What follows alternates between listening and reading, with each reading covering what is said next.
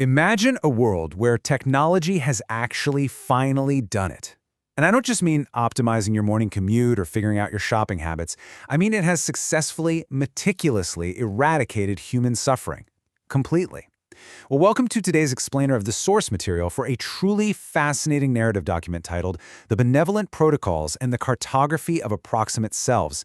It introduces us to a society known as New Welfare.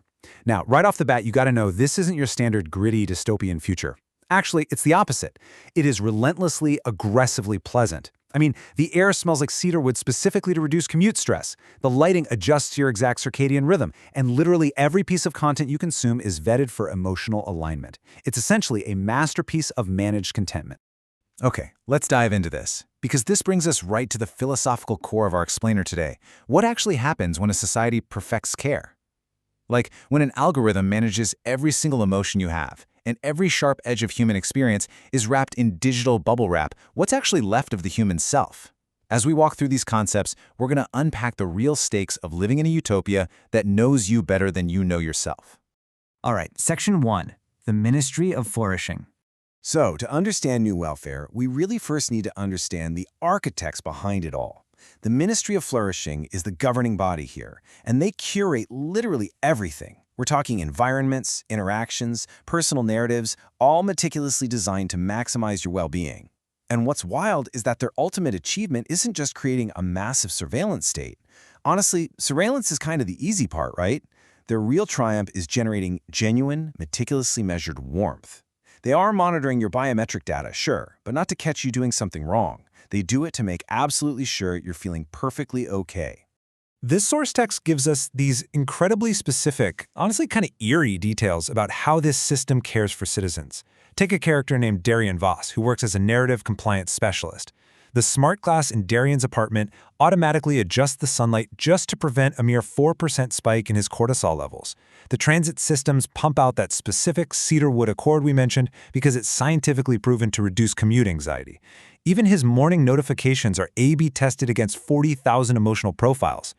And it goes all the way down to his office furniture, which features rounded tables to ensure everyone feels an egalitarian sense of comfort.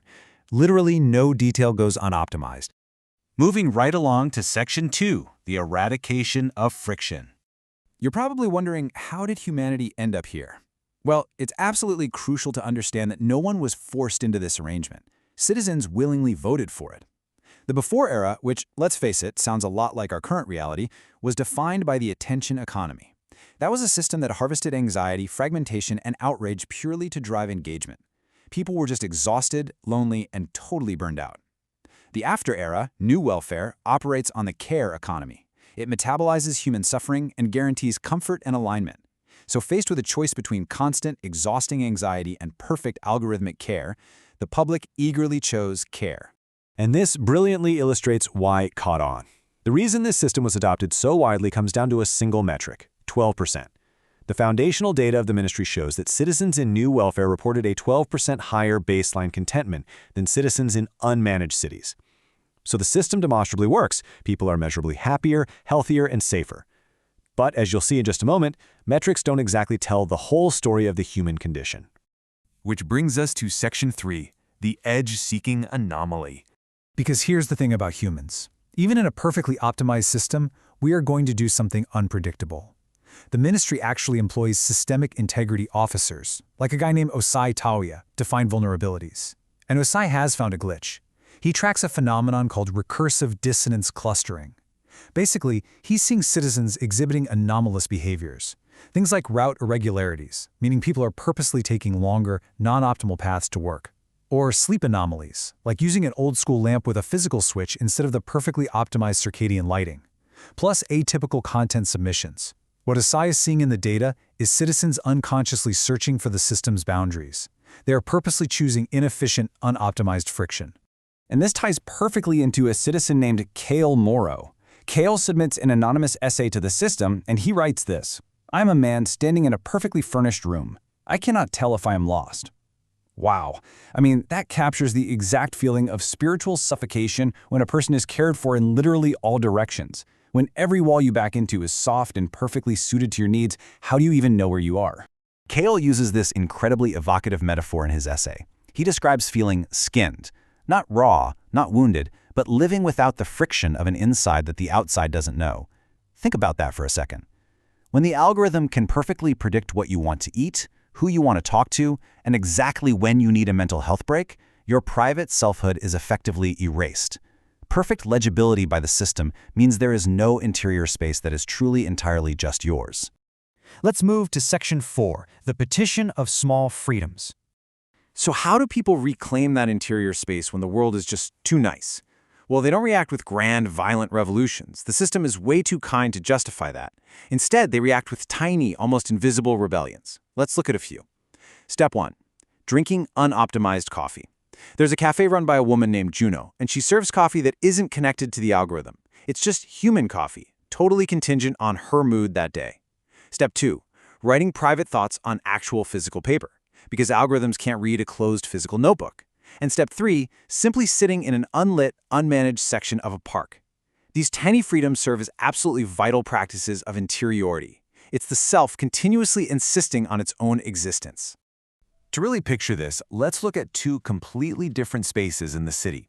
On one hand, you have Meridian Close Park, which is an absolute masterclass in algorithmic design by spatial designer Fen Ibarra. It is optimized for rest, boasts 34% higher spontaneous interaction, and feels incredibly smooth and coherent. But at night, citizens gravitate to the exact opposite. They go to the old stone wall at the park's edge. It's unlit, accidental, rough, and literally crumbling. And people don't go there to chat. They go for silent, separate co-presence. They intentionally gather in the one part of the park the ministry forgot to optimize, just so they can feel real. Now, what's really interesting about this is the profound realization from Fen Ibarra, the designer herself. She admits, "I made the need for the wall by making everything else." She realizes that by constructing this flawless, benevolent environment that anticipates every single need, she actively manufactured the human desperation for an escape. The absolute perfection of her design is exactly what's driving people into the dark, unmanaged corners of the city.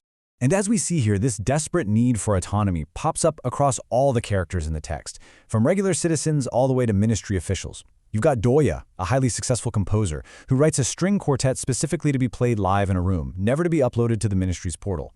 Darian Voss, our narrative specialist from earlier, secretly writes Kale's name on physical paper and hides it in his desk.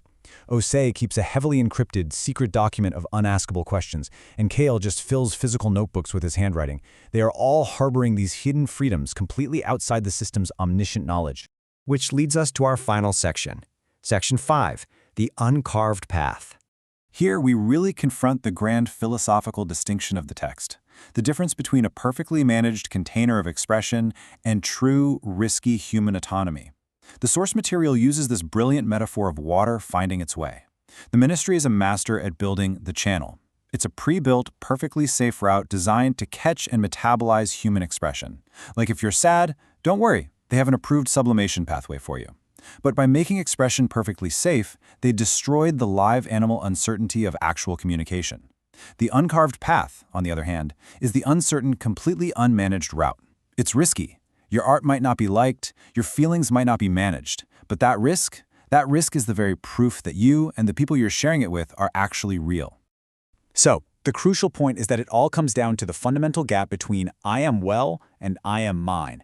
The Ministry of Flourishing successfully made everyone well, there's no doubt about that. They cured the anxiety of the attention economy.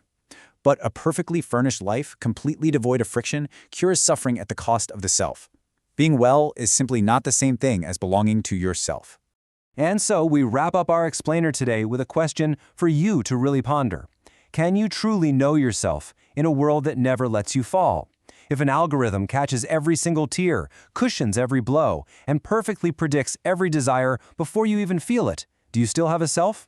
Or is a little bit of unmanaged friction and a little bit of uncertainty exactly what makes us human? Thanks for exploring this fascinating terrain with us today. Keep seeking out those uncarved paths.